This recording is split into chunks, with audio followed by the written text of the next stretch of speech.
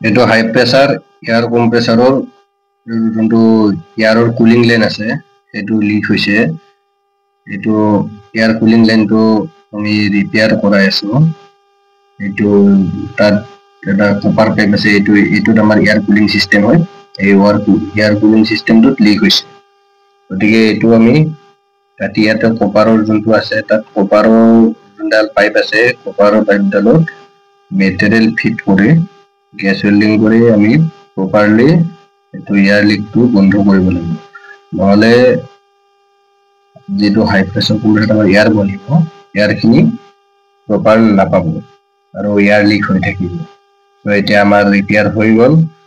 এতিয়া এই ৰিপেয়াৰ হোৱাৰ পিছত আমি এইটো চলাই চাম ভালকৈ চেক কৰাই আছো তো এয়াৰ লাইনটোত আৰু কিবা লিক হয় নে নাই এতিয়া এয়াৰ লিক হল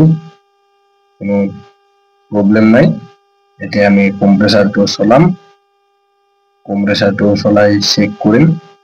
কৰবাত কিবা এয়াৰৰ লিক হৈ আছে নে নাই এতিয়া কম্প্ৰেসাৰ চলিল